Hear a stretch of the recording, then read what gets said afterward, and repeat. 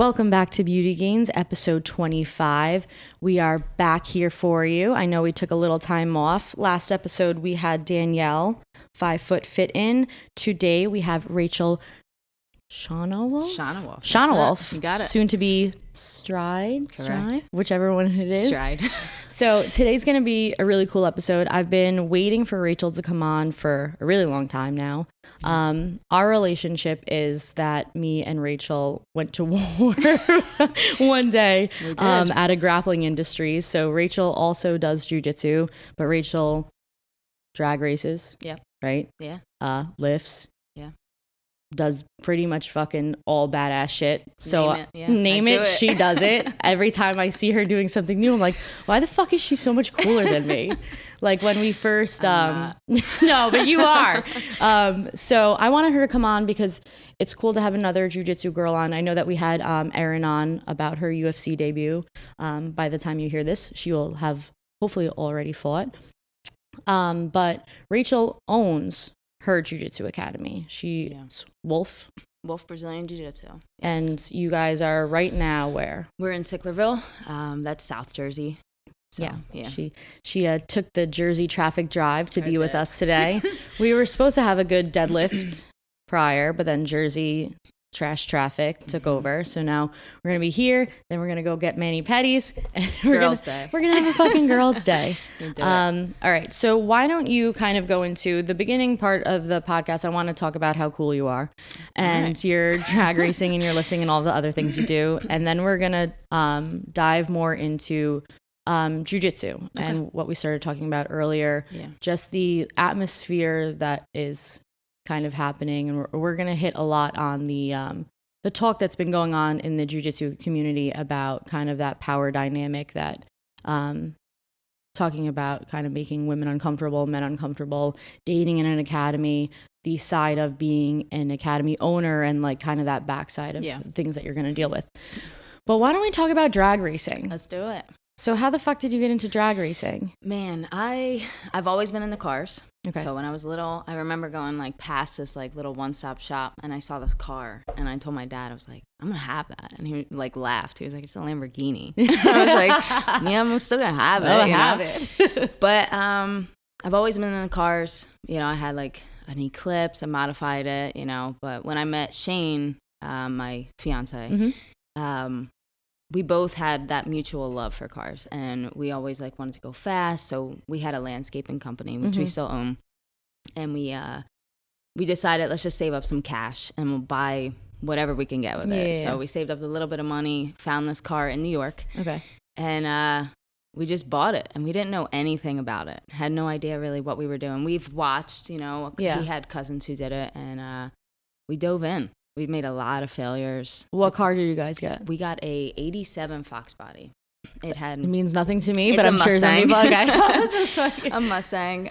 It had I want to say a 476 like Chevy motor in it. So full blown race car, right? It was a college project out of Florida. The guy's son built it, and we bought it. So we got a steal on it, and then we made it into something pretty cool. You know, we made it faster, and then we got addicted to that speed, and we wound up selling it. Shane bought his dream car, which was like a Nova. Still no idea of what we were doing, you know. I still don't think we know what we're doing now, but but you guys do it often. Often, yeah. Yeah, and you travel. We do, yeah. So we just got back from Maryland about a couple weeks ago. We did this race called Yellow Bullet, which is like the Super Bowl of racing.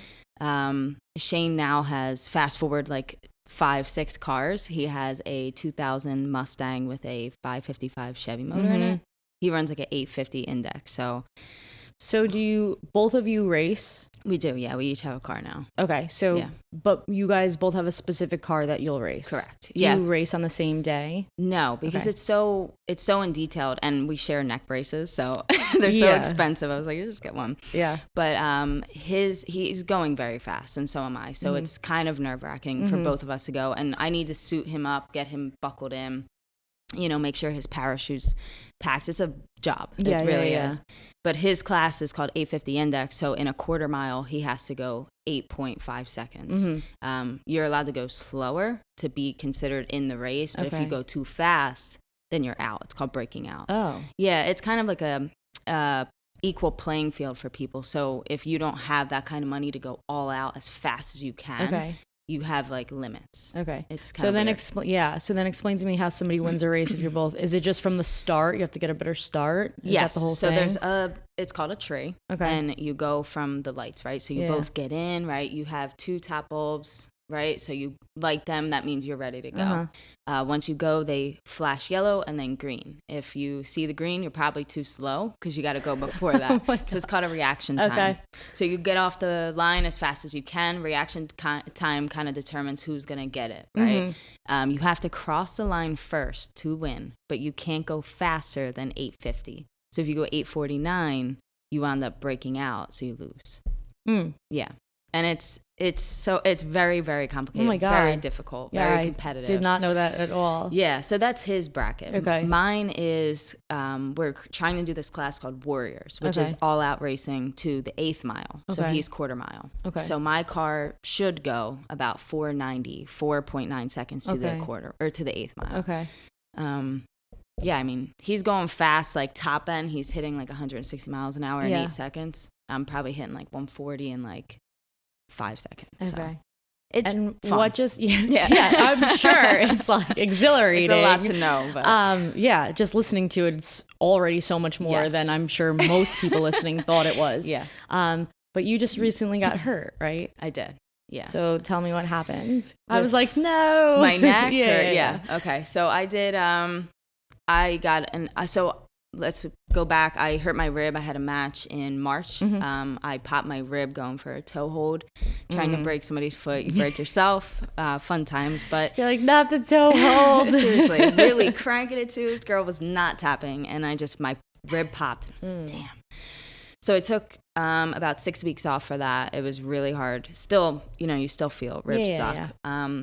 But then I came back and I'm training, getting ready, and I had I don't know if you know who Jay Regalbuto is. Nick Rodriguez, he deals with them. So he reached out to me and he was like, hey, I have a match for you for Emerald City, Invitational.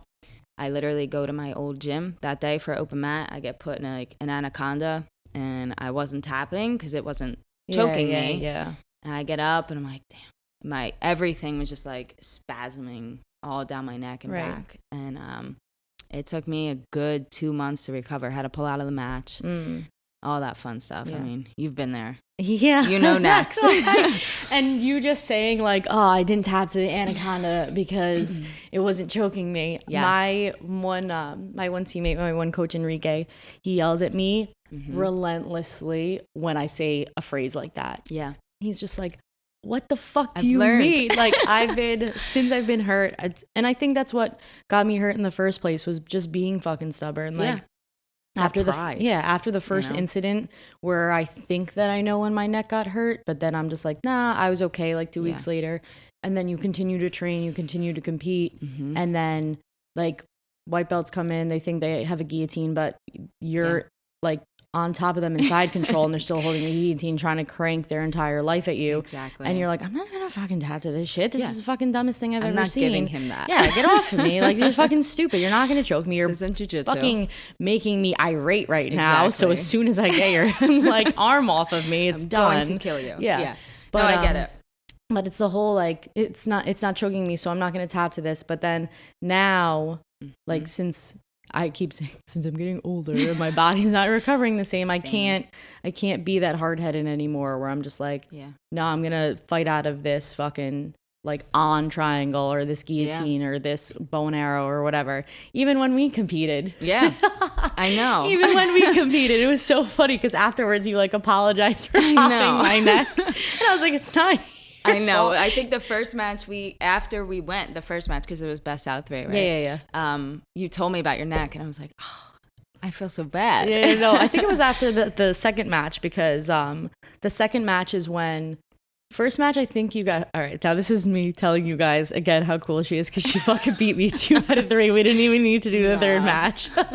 But the first match I think you got me in a bow and arrow, and then the second one you got like a mounted guillotine, maybe something like that made it pop. And then I was like, okay, Yeah, I remember I was like, oh, I'm so sorry. Yeah, I'm just like, it's literally not your job to be like taking care of me during the match. Still the hardest matches I've ever had in competition. Dude, I tell people all the time how we both left the match. After our first match, you were over in a garbage can. We were in a gymnasium, so I had opened the back door that you were next to. And it's, if you guys can paint the scene, it's her in the corner in a garbage can, me out of a back door, both dry heaving. And then the ref gave us like a few minutes because we were it was like 2. We were supposed to go back on. She's like, "Are you guys okay?" We're like, "We're as good as we're gonna get." No, but we're just gonna go. But that's the thing about competing though, is like so many times you go and compete and like you put it all out there, or you go to like a local competition or a smaller competition and you're like, oh, this will be fine. But like, exactly, it's like any given day that somebody's having like a good day or you're having a bad day or you're not rested, or like it's your first. So it was my first tournament back after 2 years of not competing and after going up a level. So I stopped competing for a while as a blue belt. Got hurt, still got promoted while I was recovering. And I was like, fuck this. Like, I'm being such a pussy. Like, and again, people are listening to, oh, whatever. Yeah. Like, you're hurt. But it's just like in your mind, you're like, no, like, I'm not just doing this. And there's nothing wrong with doing jujitsu just as like a recreational thing, like a hobby, staying in shape and whatever. And like right now, I feel like it's just a hobby for me because I'm just not competitive right now. I still, COVID hit. Yeah. So we competed. Then I was just like, all right, like even though I lost to you, and then I got it back in no-gi. Yeah. I'm still upset that you didn't do no-gi, but I know something happened to your hands. I don't even remember, but I remember I was hurt. Yeah. But then it was just like getting back into it, and I was like, all right, like I got back into competing. Yeah, I almost fucking threw up. Yeah, I got submitted twice out of it 3 times, but like it feels good. It feels good to be back. Like you gain that confidence back that like after being out for 2 years, like I could still do this. I could still hang. Yeah, absolutely. Like the next tournament will be better and better and better. So I was like, all right, was supposed to do tap cancer out. Fucking COVID hit. Right. Got promoted to brown belt. I was like, all right, well now I'm a brown belt, not training, let alone not competing. So now I'm back into the same mentality of, now I gotta get my shit together because now I'm another level up again after I only competed once. So I'm like, fuck. Yeah. You just gotta do it. Yeah, exactly. You just haven't fucking. That's why I see you all the time. You're just like, I just remember I'm doing this, but now I got this super fight. I'm like, fuck, dude. Like I just got a DM the other week, and they invited me to do like I don't know if you've heard of Iron Man. Yeah. So Iron Man sent me an invite for their invitational, and I like texted my coach. He's like, oh, you should fucking do it. And then again, I'm a pussy. I'm like, nah, I'm not ready for it. He's like, oh my god, you're ready. You know what? Nah. It's up here. Yeah, that you're not ready. You know, 100%. I'm sure you're ready. 100%. I'm sure you're good. What do you have for advice for people competing wise? Because like I feel like there's constant things, like you said, you get hurt, you get banged up, and all this stuff. You don't think you're ready, and then you just do it. I feel like you always just do it, regardless. Yeah. I don't know. I think fear attracts me. I like that. Kind of like racing. When you get in that car, when you're about to go on the mat, same feeling, right? You get that adrenaline. You're like, why the fuck am I doing this to myself, you know? And you can ask Shane or anybody who's around me when I'm about to compete. I have this like nervous like dance that I'm doing, and I'm just like, what the fuck? Why am I doing this, you know? But I think just like, honestly, just once you commit to it, do it. Follow through with it, unless you get hurt while you're getting ready for it, like serious injury. But I had a talk the other day. I have a white belt doing her first tournament. Not to get too much into it, but she was assaulted before training. She joined for self-defense. So I had a talk with her about how real it's going to feel, you know? And I told her, play your game, right? I think if we just go out there, we do what we want to do. Don't let this person control you, and just enjoy it. Have fun. You know, at the end of the day, you're only going to get so much time to do this. And you don't want to be that old person who's like, back in my day. You know, I used to do jiu-jitsu. They're like, oh, did you ever compete? You're like, no, I really wanted to, but I didn't. Yeah. And there's some people who try it and they just hate it. You know, they don't like it. They don't. But I feel like I perform well under pressure. And I like that. I like that feeling. I hate attention, but I loved doing fight to win. So it's like total different dynamics depending on like the circumstances, you know? So just do it. Yeah. That's my advice. Yeah, like you were just saying, we just went to Battle at the Beach. I didn't compete, but I had a bunch of teammates who were competing. And then we had a few lower belts who were there just watching. Right. And they've never competed before. They're talking about it. And we're like, oh. Yeah. And like we try not to like push people into competing because Same. you don't want to do it to people unless they're ready. Right. Because then it's just like a whole different like, yeah. And then they're like. They feel pressured. Right. They feel pressured. Then they do it because you wanted them to do it. And then they go through this traumatizing experience. They're like, never again. They resent you. I never want to do this Yes. again. But a lot of time when people say like, oh, I'm interested, I always try to give advice to like white belts and blue belts. Like those are the times when you should try to compete for the first time. Because once you get to purple and above, they always say that like once you get to purple belt, you're pretty much going to get your black belt regardless of how long it will take you. Because at that point you've put in the time, you've kind of come into, this is like your family, this is like your lifestyle kind of thing. You're dedicated to it. You've been in it for this long. So whether or not you have like a few hiatuses or not, a lot of the time people will stick with it. And then at that point, those are the people that are like serious about it. So you go to competitions and these are people who have been doing this, who have been dedicated to doing it in skill set. So when you're a white belt and a blue belt, I always say blue belt is so much fun. You're just like this reckless abandonment. You're just like, fuck it, I'm going for it. You have a little skill. You have a little enough skill to get a submission, but you Yeah. still don't have that like, you're not like banged up yet. You don't have like these different things going on. You're not jaded by anything. You haven't really had the past experience of like, oh, what if I lose? What if this? Right. The pressure on you because you're a higher belt, you should be performing better. Exactly. It's fucking just like go for it. It's the time to compete, honestly. It's literally your prime time to compete when you're doing it. For sure. But I remember when me and I hate everybody. I remember when me and you competed, I never look up people ever. Yeah. But yeah, and you're late. Get out. He was supposed to be here to help me set up. Okay. But I never look up people, but it just so happened that since it was my first tournament back, and I think that our tournament was the same weekend that Worlds was happening. Okay. So for our level, I was like, oh, let me see how many competitors there are going to be in my bracket type thing. Yeah. You go on like Flow Grappling, you look up who's in your bracket just to see that you have people. And there wasn't anybody. Yeah. So me and you just got like merged together. Yeah. So I was trying to like pick up on that. I'm like, all right, I'm either going to have nobody or like what could they possibly do merging wise? Yeah. So then I saw you and I was just like, okay, different weight classes, same level, like whatever. I was heavier for sure. You're like, I was like definitely heavy then. You were like, I was heavier. So I was just like, all right, well, this is probably going to be what's going to happen. Yeah. So since we were in different weight classes, I'm like, all right, let me check her out. Yeah. And I've never checked anybody out before. Okay. I don't think I always tell my teammates, don't do it. You don't want to psych yourself out because you don't know, whatever. Yeah. So I looked you up and I'm sitting next to my one friend. I'm like, fuck, dude. He's just like, what? I'm like, she's me, but just like stronger. We're the same. We are the same, but she's just stronger. And he was like, what are you talking about? I'm like, look, this is literally me if I was just a little bigger, but stronger. Yeah. And he was like, great. I don't know about stronger. No, yes. So then I was like, all right, fucking going in, fuck this. Yeah. So then I remember getting there that day in the little gymnasium and like going to the mat and like looking over and seeing you be like, that's who I'm against. It's a lot smaller than I thought.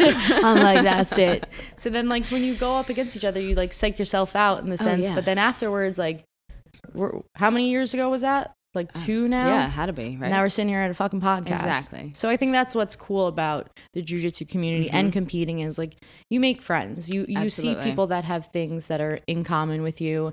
And then you I think that's one thing that a lot of people and a lot of girls do, but that's just like girls in general. They try so hard not to like somebody just because like they're your competitor. So I always reference you to a lot of the people who compete because I had this one girl who saw every girl who came into our gym. She don't train there anymore, but everybody who came into our school or her past school, right, as competition. And I was like, no, like you're doing it wrong. We are all the same, whether they're from a different school or not. But I tell everybody, I'm like, after your tournament, like after your match, go talk to that person. Yeah. You guys are the same. Yeah. Like I've made some of the best friends from competing. For sure. You know, we're all the same. You got your brown belt now. Like, that's my next goal. Yeah. Like, we are very, very similar. Which she should have. Funny thing is, he is not promoting me. Ooh. So everybody keeps saying that. Okay. I stuck with my old instructor to promote me. What's his name? Marco Perazzo. Hey.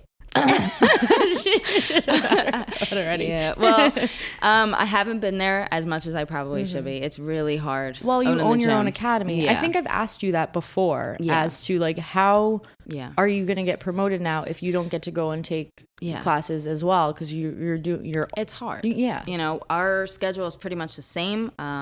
So there are nights that I teach and then I have to leave and go there. And from our gym, it's like a 40 minute drive in traffic. Yeah. So, but you know, Marco, he uses his judgment. He always has with me. I feel like, because I've competed and because I've been with him and like been loyal to him, he holds me to a different standard, which I respect. And I 100%. Love that. I want that. I don't want my belt just easily given to me, you know? But I think being a purple belt, I haven't hit the goals that I wanted, you know, and I've had a lot of injuries. I've competed the most at purple, but I really wanted that fight to win belt before I got my brown belt. And I had a match lined up, COVID hit, I got hurt. Now they're in Texas. So I'm like, man, like I would almost be a little disappointed if I got my brown belt like tomorrow, but at the same time, I understand the journey, you know? Yeah, no. So. And I felt that way for most of my promotions. I'm like, I'm not ready. always You're never gonna be ready. No, never.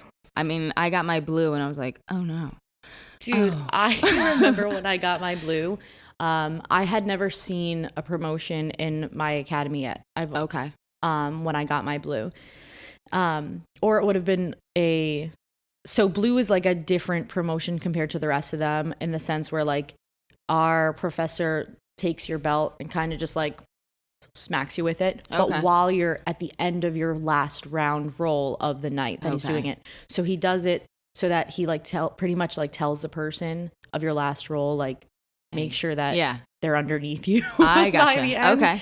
So I was rolling with Enrique and all of a sudden I start getting hit by something. And I'm like, what the fuck? I'm like freaking out. And then like he gets off me, everybody starts clapping, whatever. And I'm like distressed. I'm like, your, like hands are up. Yeah, I've like been being demolished by the upper belts. Yeah. And then I'm just like, oh fuck. Because I feel like every time I get promoted, it's like immediately after an injury.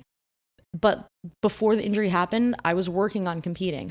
I wanted to compete as a white belt. So long story short, when I was younger, I did jujitsu and martial arts. So when I got to this academy, when I got my first stripe on my white belt, I got 3 stripes at once. Okay. And then next was my blue belt. So I wasn't a white belt for very long as an adult, but I wanted to compete because I wanted to get back into the like competition atmosphere because of it. Well, whatever. And then I hurt my wrist. And then I got my blue belt. I was like, fuck. Yeah. So then I was like, all right. Well, now we just have to go. So then I competed a shit ton as blue. And then I got hurt. Then I got the purple. And then I got brown. And then COVID happened. So every time I get a new belt and I'm like gung-ho about competing, something happens. And then I'm like, fuck my life. I say do that Ironman thing. I think it's like too late. I think it's already past. What about just like October? A local? There's a couple locals coming up. Yeah. So I also had a friend who... she has an academy down in Florida, and she sent me a message. She was just like, hey, every last or first Friday of the month, we do super fights down here. Let me know when you want one. Like, we'll set you one up. And, like, I feel like such a pussy all the time. I'm like, No, I know. I like the minute you like, so you want to do it, right? You put yourself out there, you inquire to do them and all that. And then you get, like, the confirmation, and you're like, shit, I gotta do this and now. How you were saying before, like when you go to do a race or when you go to do a super fight, you get that like adrenaline, and then you also get that like, fuck, why am I here? And you just like want to turn around and walk out. I feel like that happens every first match that I do. Absolutely. So like grabbing onto you, I'm like, why am I here? Right. And you threw me on my ass. That's the only thing I do. I threw you on your ass, and then you swept me so many times that I remember you being like, damn it. You heard me, right? Like, yeah. Oh my God. I was like, oh my God. During our second match, Rachel had swept me the same way, probably like 10 times, to the point where I was getting so fucking annoyed with myself that I was still just like allowing her to do it. How you were talking about like doing your own game. I'm like, she's literally just sweeping me over and over again. When I tell you that me and Enrique worked on my like sweep defense. Yeah, I remember you telling me he about slammed me into the ground like 50 times in a row, to the point where I was like, okay, I can't drill this anymore, because he just I need like a different way. I need a different way, because I think that my kidney is going to rupture or my ribs are going to move out of place. He did the same sweep that you did to me probably 50 times in a row, to the point where like my back was sore. Don't feel bad. That's my favorite sweep. So well, don't feel bad. You hit it enough times. You hit it enough times. I think you should do like a fight to win or something. You would love that. Because you don't have to worry about those other matches. You have one person you focus that's on. why I'm just like thinking about it. I'm like, it's one match. You just have to worry about one match. Don't have to worry about all the other ones after it. But then to me, I'm like, my first match is usually the shitty one, and then I get fucking mad. Yeah. And it like turns into like redemption. That's why after we went, and then I had no gate, I was like, there's no fucking way that I'm not fucking doing this right now. Yeah. No, I like the one match idea of it, only because I feel like I get hurt a lot when I compete. I don't know what it is about me, but I'm always hurt. Yeah, I don't even know what happened to your hand that day. Maybe from you like holding on and sweeping me so many times with your wrist. You just kept doing it over and over again. Threw me, I'm like, maybe when there's 2 different chokes that you did, your hand just did something weird. No idea, but it was fucked up for a few days. But it was like one of those things where I'm like, all right, I'm teaching now, so I can't afford to be so injured that I can't work. So weird, different way of viewing things. So like when I have a match now, I'm like, okay, one match. If I get hurt, it is what it is. I have one person to focus on. I like if I have video on them, I know their game. I can get ready for that, which works perfectly. Like fight to win. I had one girl. I knew her game. I YouTubed her every day. I worked on every day. I became obsessed, and I knew exactly what she was going to do, and she did the same exact thing, and I was ready for it. So that's the fun part about that. Being when prepared. you have that, and being able to be like, haha, I gotcha. Knew you were going to do this. Hey, nice try.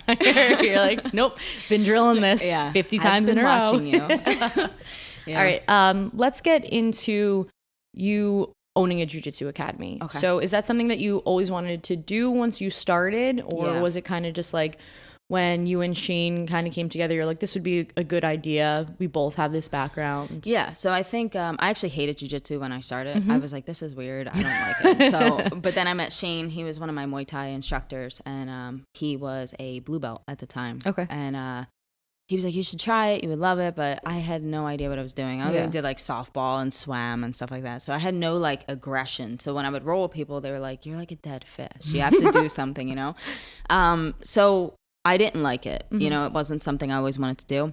And then after I got like, a few stripes on my white belt, and I started doing it. I was a white belt for like a year and a half. So it was a long time. And he got his purple belt. I was like, maybe we could do that. So we actually started. He had a landscape company prior. And when we kind of got together, we reopened it together because there was nothing I wanted to do. I was like, I don't even know. I'm in school. I have no idea what I want to do in my life. So I ran the business for him. We blew it up. And our idea was to sell it to open up a jiu-jitsu school, which we did. Okay. So it was our goal from starting that business was to sell it after a few years, make some money, open the school. So that's what we did. It was kind of after we got together, we decided to do that. And now it's just you two as instructors. Yeah, so we have one of our purple belts, Sean. He helps us out as well. We just gave him Saturdays, so he teaches like a fundamental striking and like no-gi. Yeah. But primarily it's just us. Okay. Yeah, which is cool. It brings 2 different dynamics. It brings a lot of females in. Yeah. They want to feel comfortable. So. And that's what happened with our academy. So I worked for our academy for probably almost 2 years, and then COVID hit, and then all not catastrophes, but like things just moved around. Things just didn't work out anymore. Right. But then we, Aaliyah is one of my teammates. So she kind of took over my position. God bless Aaliyah. Yeah. So when I started working at the academy, like I loved it. It was like your same thing as being here. You're in an environment that you love to be around. You're around your family. Like you work. I like work directly with my professor who owns it, the academy director, things like that. So you're not like working for like this corporate thing where people aren't involved in it. You're all in it together. good, bad, like dysfunction, everything like that. Absolutely. But it was definitely a shift because I was the first girl that was working for them. Okay. And I think that a lot of places are doing that now because they see that, like, yes, male instructors are qualified, everything like that, but you also do need that female touch in order to not just make people feel comfortable, but just to show that it's always like lead by example. So like you said, being held to like a different standard at that point. So I taught the kids classes for a bit. I've taught a few adult classes, just mostly like subbing in for them. But it's definitely rewarding having a bunch of women who come into the academy. So like when I first started, there was probably 6 girls at the academy, all fucking badass women, all still there. Some of my really good friends that I've always looked up to.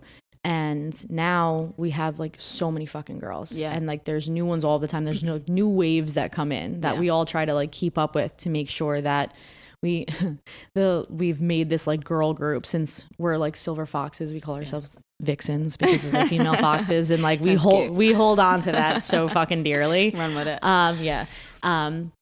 But it's nice to have that support system, and it's nice to have girls who are also in your corner that you can relate to, because it's hard because when you're interested in sports like this, that not a lot of, it's getting more and more now that like women are involving themselves into it, but friends who don't do it, they don't really understand. So then you have girls that you can like confide in about different things and talk about, go watch fights, go roll an open mat. It's the biggest thing is having female training partners. Yeah. So like you can go against the guys, but it's not the same. Yeah. So it's like very different. Yeah. So like if you have good male training partners, like the bigger guys will let you work. Yeah. But then when you go to compete, like, she ain't letting me work. Yeah. So absolutely. You need that kind of size comparison, like the energy level, like the different body types to be able to train for competitively and everything like that. Yeah. But sometimes I feel like there gets to be like that cattiness in certain academies where it's just like, you're like we talked about earlier, like you're a competition to me rather than like you're my support system. Right. Yeah. So which is an issue. Right. It's like, oh, I'm better than you. I want it to be like the alpha female in the sense of like, I'm the best competitor here and whatever. And you kind of walk around like with your nose up. Yeah. And that's why like I love our academy so much. And I'm sure that your academy is the same environment where it's just like your sisters, your family. Absolutely. You can confide in each other about anything inside or outside of it. Yeah. So let's segue into kind of like what we were talking about. Yeah, go for it.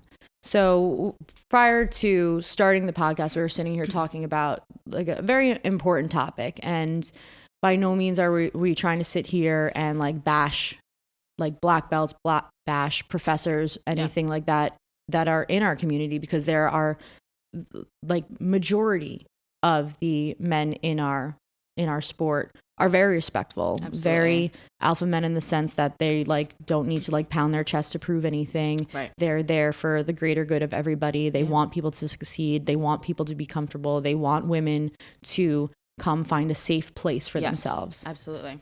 But then there is another small percentage of people who like to make that power dynamic uncomfortable. Yeah. In the sense that like, this is me, you should want to be with me, and like I'm gonna push myself on you, and even though you're saying no or you're not saying yes, so I'm just gonna keep going at it. This, I won't call it a pandemic, but because I'm sure it's been happening forever, but like this issue that's come about of inappropriate things that happen in the academy. Yeah. So I kind of want to hear on your view of that, like things that you've been through and things that you kind of see in your academy and how you kind of deal with those uncomfortable situations. I would say, so I've definitely had experiences with certain people, like I won't get too into it, put them on blast or anything, but I've had, a certain instructor at one point kind of just like constantly messaging me and telling me that I probably love when his like gi top comes open and he's like I love in my guard. I was like, with those? Actually, no, you have a bird chest, but no.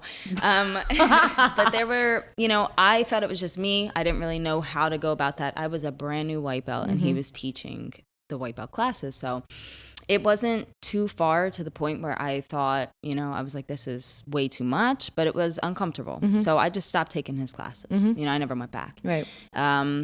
And then I found out later on that he actually did that to almost all of the women that trained there. Right. And it was all the same thing, like terrible game on his part. But, you know, none of us actually brought it to surface besides like talking amongst each other. Right.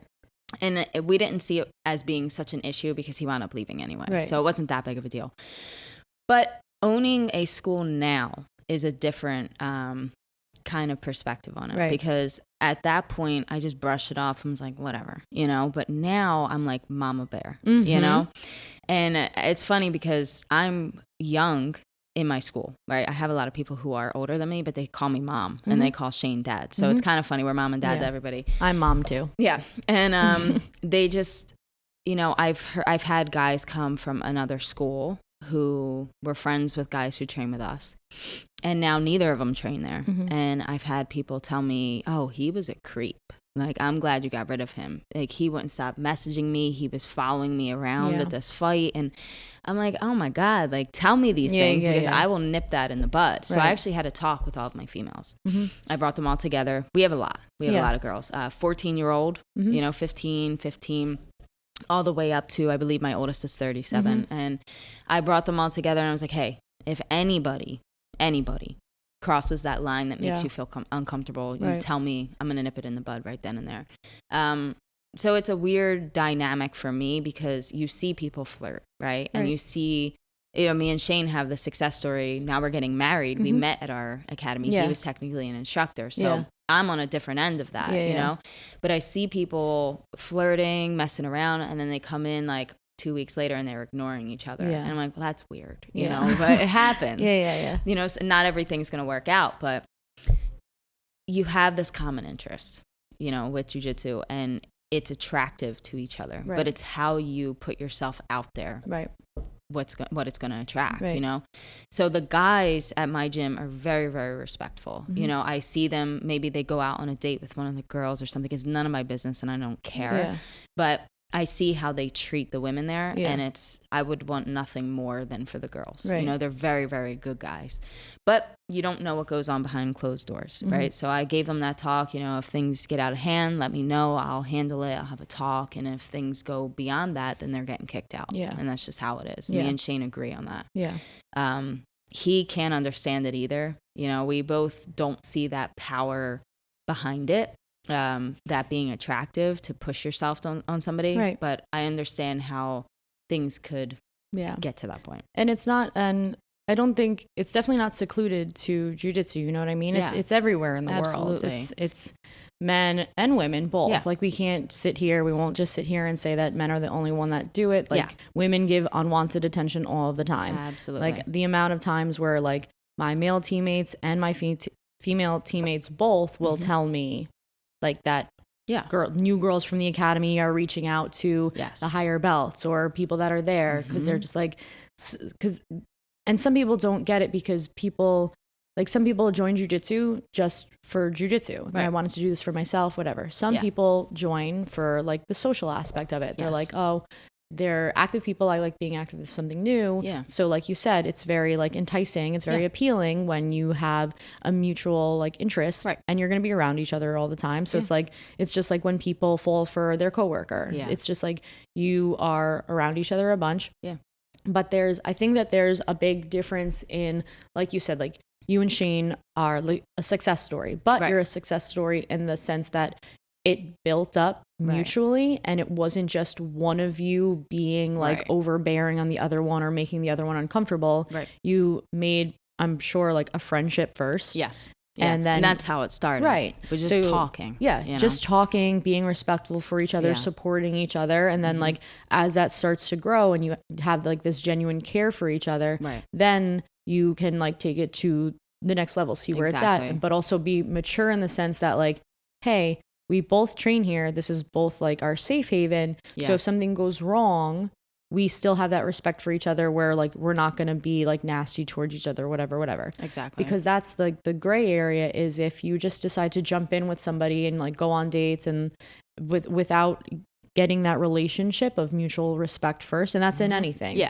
Then that's where you're going to walk into, like you said, like you see people flirting and then they went out and then like there's no interest anymore and now they're not talking to each other. Right. And now every time they see each other, but like even you said, like once your one instructor was just very persistent on making you uncomfortable, but in his mind, like you wanted it. Yeah. With his fucking, my chest is coming out of my fucking gi top.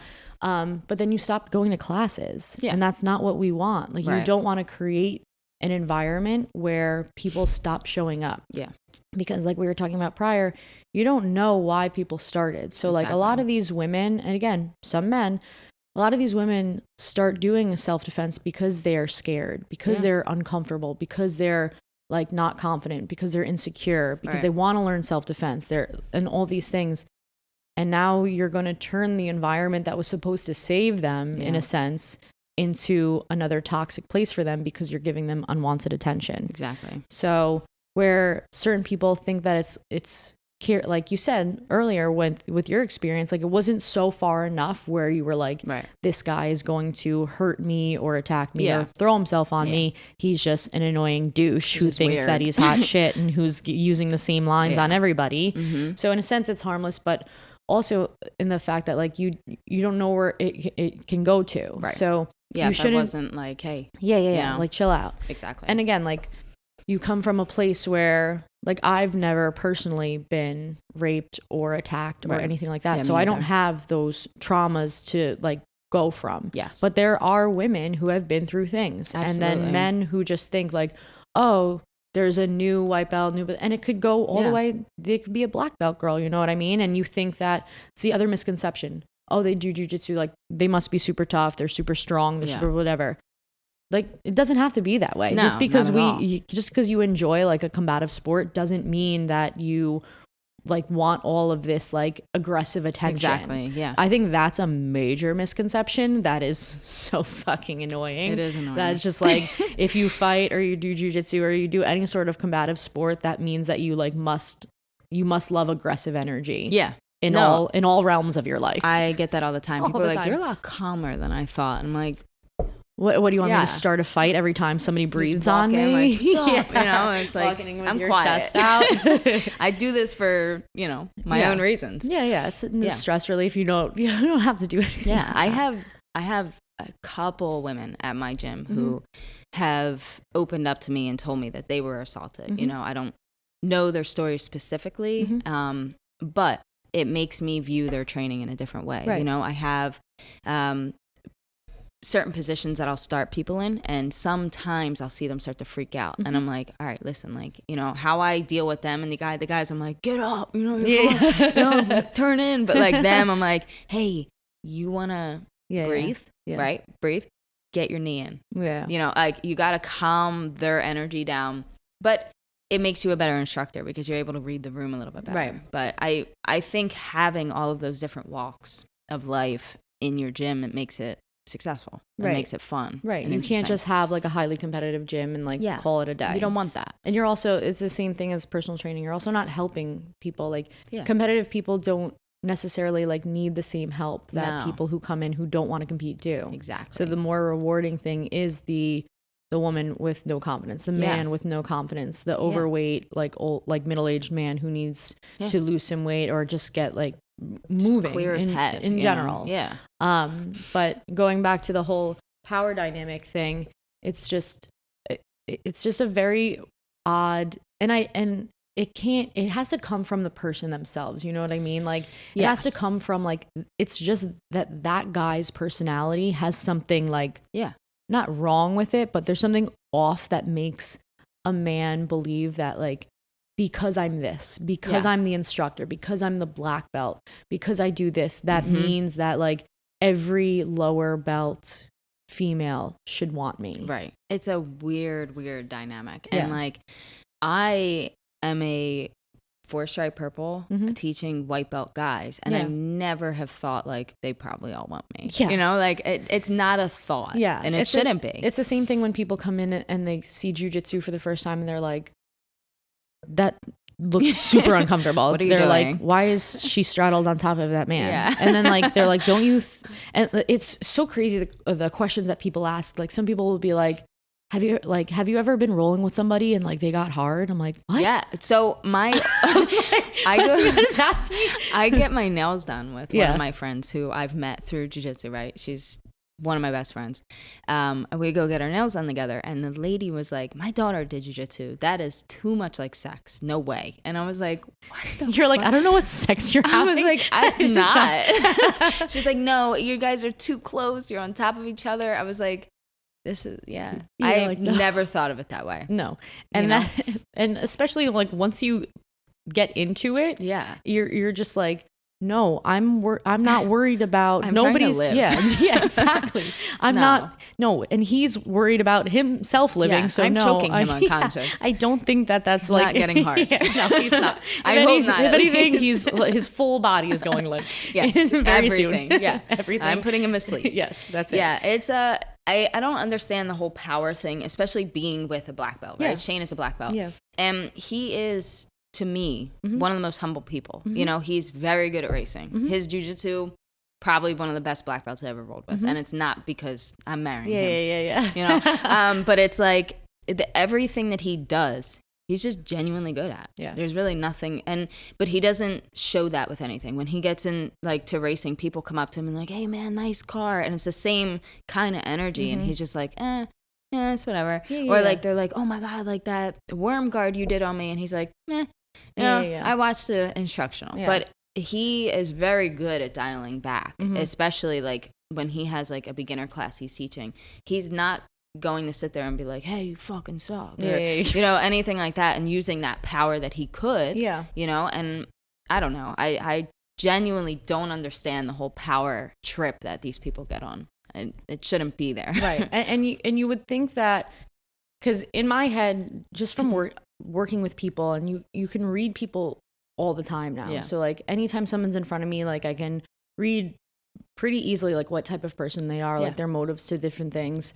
And it just, a lot of the time, those people come from, like, you would think that they would be like these super confident people, but they come from a deep rooted, like, insecure place. Absolutely. As to why you have to project yourself onto somebody that's quote unquote like weaker than you. Yeah. You're preying on somebody that you believe is weaker than you. Yeah. That alone in a statement is, it's not what you would think that somebody in jiu-jitsu should have a quality of. Because usually that shitty ego, those people get weeded out or they lose it. Yeah. So I think the insecurity is exactly what it is. Yeah. Because they don't feel good about themselves, so they have to push it on others. And maybe they get, you know, some new people, white belt guys or girls, whatever it may be, to give them like, you are the man. Yeah. You are great. Yeah. You know, I should be in love with you, or whatever it may be. Yeah. They might get that feedback. Right. And I think that's what they're looking for. Yeah. You know, I don't know. The whole thing of like when it's not the whole thing, like just in general. Yeah. When something's not reciprocated. Yes. But people still like go for it. And like you said, like he would keep messaging you and things like that. And I have people who do the same thing. It's just like, I have them at racing too. Still. Yeah. Right. They know who Shane is. Exactly. But they don't care. It's so strange. It's literally so strange that like when something is not reciprocated back and people still push the matter. Yeah. It's again that ego thing that is just like, no, they really want it. Yeah. Or they just don't want to understand that like they've been saying no to by every single person that's been, or if it works some places, then they're like, whatever. And then it's just a very weird thing. So I've had a few times where, again, like I worked at the academy. So I've always held myself to like a different standard in general. And then I know that my professor holds me to one as well. You know what I mean? So when it comes to people that, like reach out to you in a different sense, and want to like take a relationship in a different way. And it's just like, you either have to ignore it or you just have to be the most professional way about it. Yeah. And, I've had people like reach out to me, and then I bring it up to my guys too, like some of my black belts too. I'm like, this guy said this or this guy said this, and it's not like tattling on people. So I think that a lot of women are just like, oh, I don't want to stir up something. Like, I don't want to be like a rat and like tell on this person, or like you said, it's like nothing too malicious yet. Right. So I'm just going to like brush it to the side. It's not really bothering me. He's just annoying. But then like it could turn into other things. So I'm always a person that will like just make sure that somebody else is aware of something that has happened type deal, because I don't want things being regurgitated a different way or picked up a different way.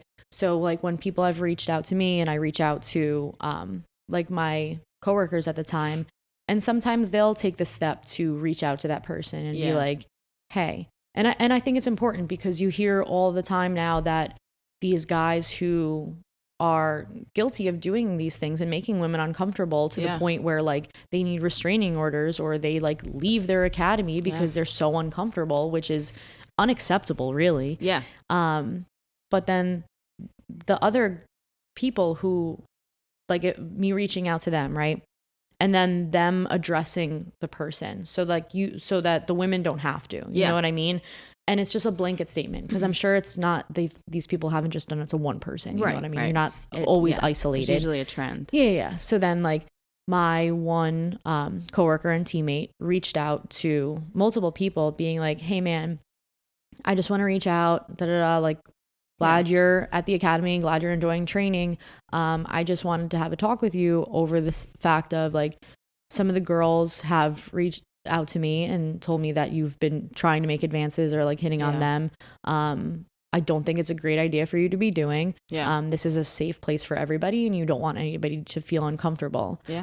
So I just want to ask you to please not reach out to the women about anything besides jujitsu.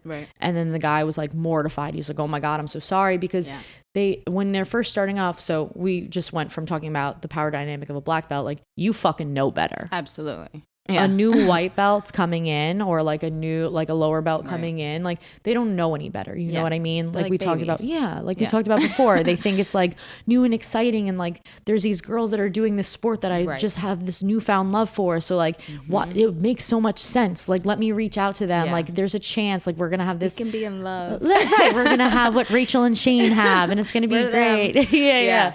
But like there's a difference. So it's just like the fact of just like educating people, and like you had to talk with your women. It's not accepting things. It's standing up for each other. It's standing up for people who are quote unquote like weaker than you, or who might be like scared to say something, or might not be able to stand up for themselves because they don't want to make a fuss about something.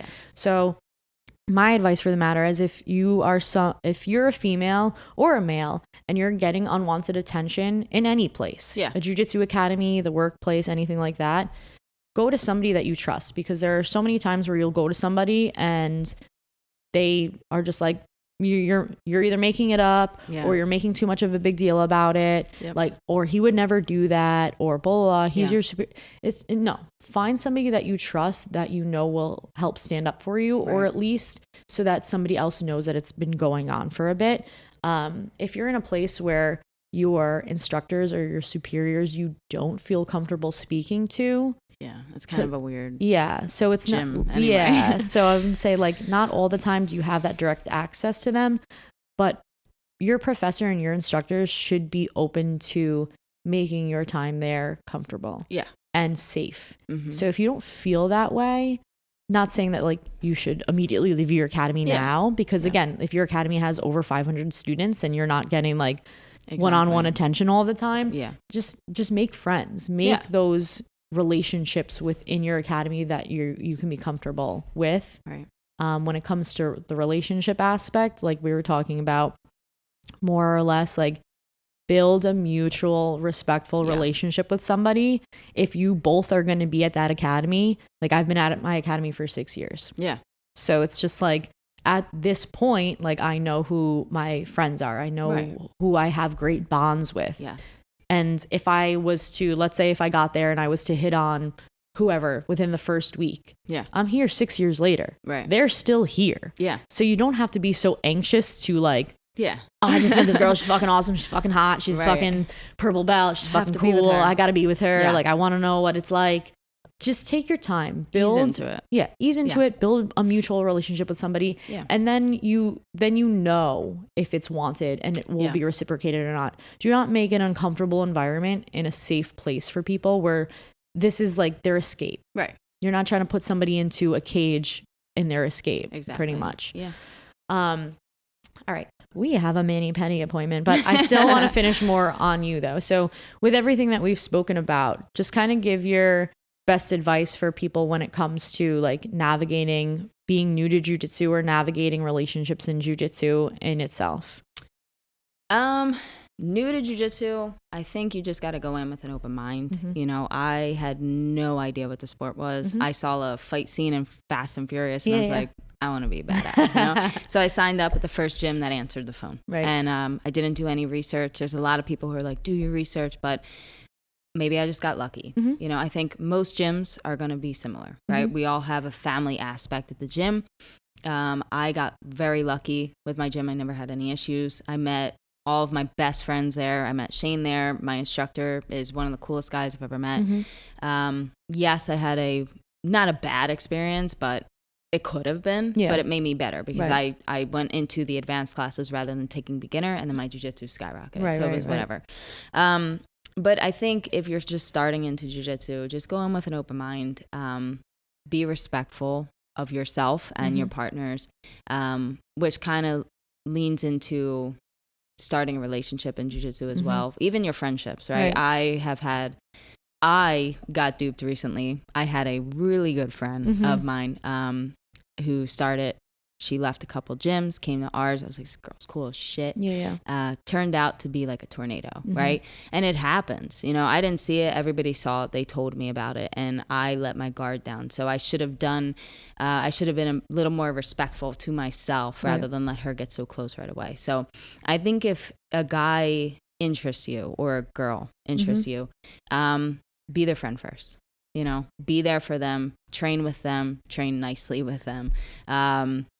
Try and build that bond before you do anything, and then give it some time. Like you said, they're still going to be there. If they're into it, they're going to be there. So take your time. And if you're not into it, you decided to just do a fling with a fucking loser who left. Yeah. Hey, you're going to get your blue belt. He's still going to be a white belt. You're not going to want that. Somewhere else in the world. Yeah. But I think, you know, like just talking from experience, Shane and I, we were friends for like 2 years. You know, we talked about like being together. We became best friends. We had racing in common, nutrition, lifting, everything. And then we saw a point where it could work. And we were like, well, let's try it. But we made a promise to each other that if something failed, we wouldn't bring that to the gym. You know, because we were both teaching for our instructor at the time as well.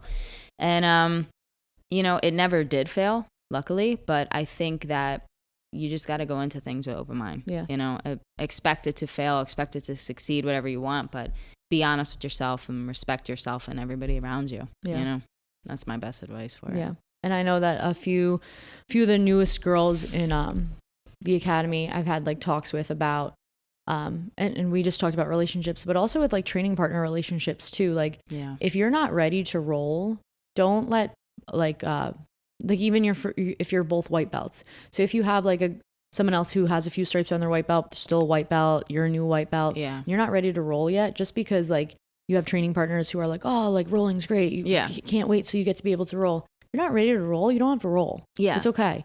If you go to open mat and somebody wants to work with you and they're like, oh, let's roll, and you're like, no, I'm not comfortable with rolling yet, I would like to drill this, and they're like, oh, come on, like you can literally say no, which is kind of like a weird dynamic with jiu-jitsu as well, because I feel like I've never been taught or told this, but I've never said no to an upper rank. And I don't know if that's just me, but I feel like it's like almost an unspoken rule, but you can, you know, but you don't want to. So it's kind of weird because there's like a respect part of it that you don't want to look like that person and say, nah, I'm taking a round off to a black belt. But at the same time, if they make you feel uncomfortable or something like that, you're allowed to. You know, and that's the biggest thing. It's like knowing where your comfort is and just sticking to that.